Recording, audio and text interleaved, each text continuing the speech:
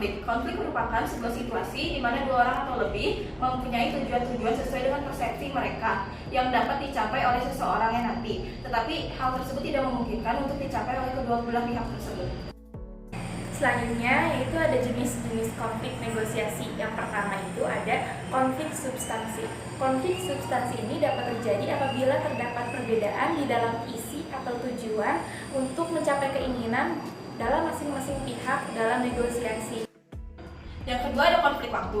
Konflik waktu terjadi ketika ada perbedaan waktu yang diinginkan dan dibutuhkan oleh masing-masing pihak untuk menyelesaikan negosiasi. Berikut adalah contoh konflik substansi dan konflik waktu.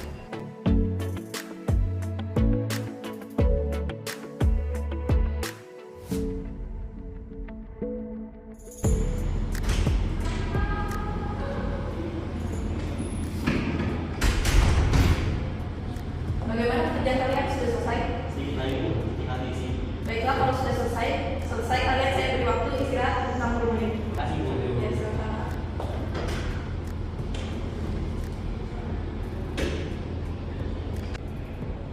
Karena lagi puasa dan gak mungkin makan, gue mau ngisi waktu ini buat nonton Stranger Things.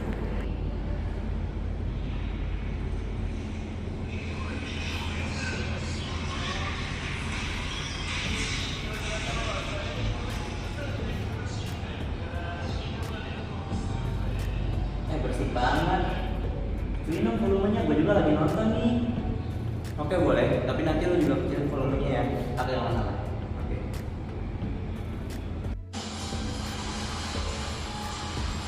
Kecilin dong volumenya, gue juga lagi nonton nih. Duh nggak bisa banget, ini lagi seru-serunya. Kalau dikecilin volumenya nanti videonya nggak nyampe. Aduh, kita juga bisa ada dong sama kesepakatan kita dari awal. Sebentar aja buat part ini, nanti juga kecilin lagi kok. Lagian, makin lama nonton anime, bawa-bawa terasa. Lalu kok jadi mendingan gini? Mendingan ini daripada lu kayak ngerti aja pakai bahasa Inggris. Mendingan lu keluar aja sana. Gak mau lagi nonton aja. Dulu gue yang keluar. Ya udah.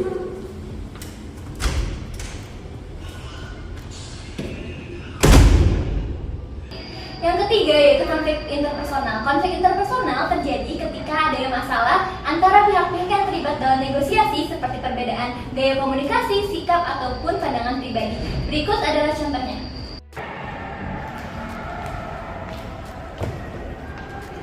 Selamat siang. Selamat siang, Ibu. Ada yang bisa saya bantu? Saya ingin bertemu dengan kepala bagian kredit. Baik, saya akan antarkan ke kepala bagian.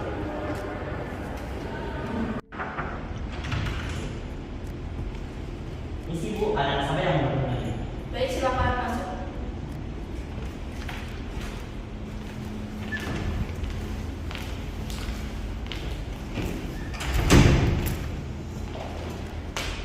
Selamat siang Ibu. Selamat siang, silakan dulu.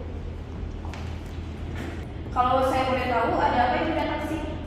Jadi begini Bu, saya berniat untuk mengembangkan usaha saya. Maka dari itu saya ingin mengajukan kredit pada bank ini. Kalau boleh saya tahu, berapa jumlah uang yang dibutuhkan untuk mengembangkan usaha ini? Saya membutuhkan dana 300 juta Bu. Apa saya dapat meminjam dengan nilai tersebut? Maaf sebelumnya, tetapi uang yang pinjaman yang Ibu ajukan terlalu besar untuk bank kami. Pihak bank hanya dapat memberi 200 juta. Apakah Ibu bersedia? Tetapi saya membutuhkan uang 300 juta Bu. Bu, bagaimanapun Ibu harus mengikuti kebijakan bank. Tapi kan saya nasabah lama Bu di sini. Apa tidak bisa ditambah lagi? Ibu saya beri 220 juta bagaimana? Tolonglah Bu ditambah lagi. Saya kan membutuhkan uang banyak untuk mengembangkan usaha saya.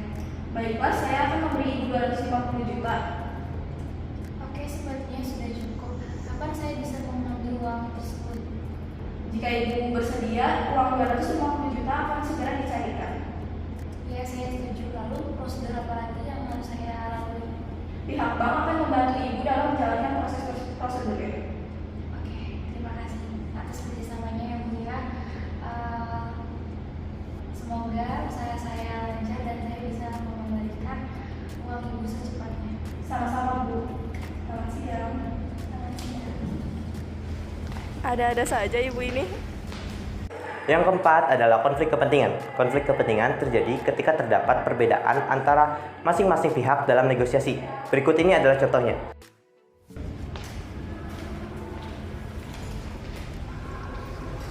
Selamat siang semuanya. Selamat siang Ibu, silakan duduk. Apakah rapat hari ini sudah bisa dimulai? Baik, sudah bisa dimulai Ibu.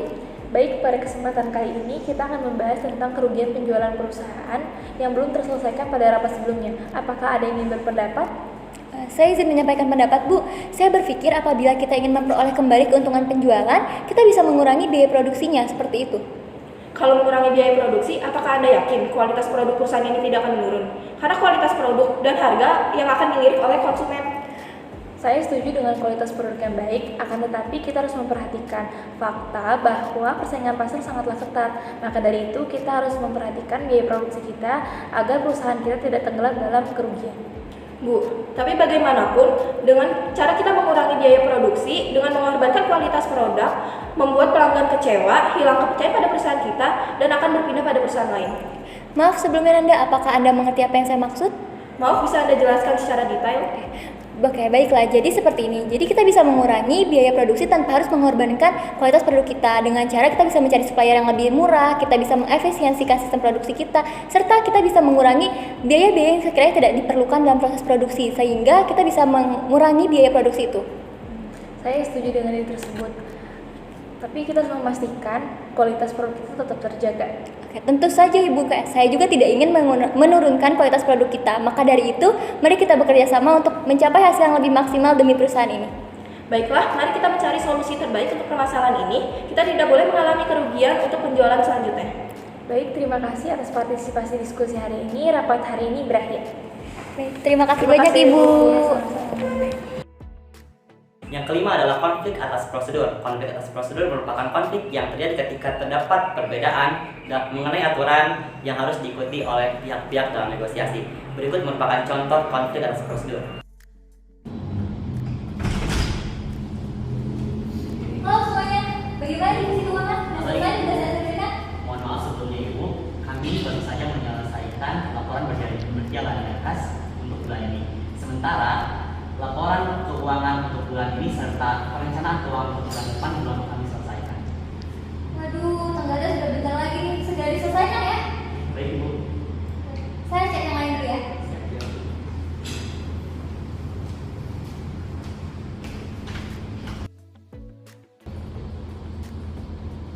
Bagaimana kalau kita lanjut sesuai? Sekarang udah jam sore nih. Udah pakai tanggal dulu aja. Tujuannya biar kerja kita cepat kelar, lalu pada saat diperiksa nggak ada kesalahan.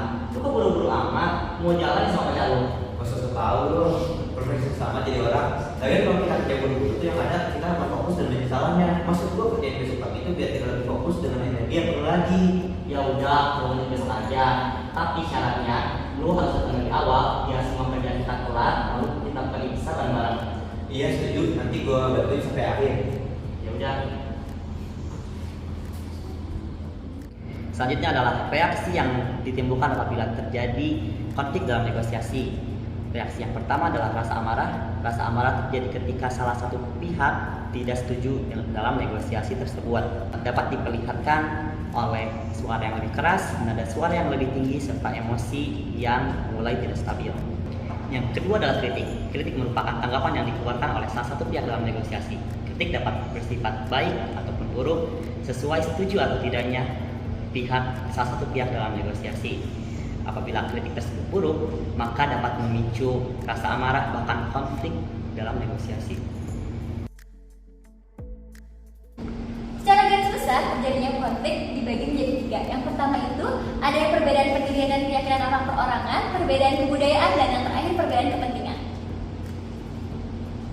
Penanganan konflik. Yang pertama itu mengenali keinginan kedua belah pihak. Yang kedua melakukan brainstorm, yaitu mendiskusikan keinginan-keinginan tersebut agar menemukan jalan tengah.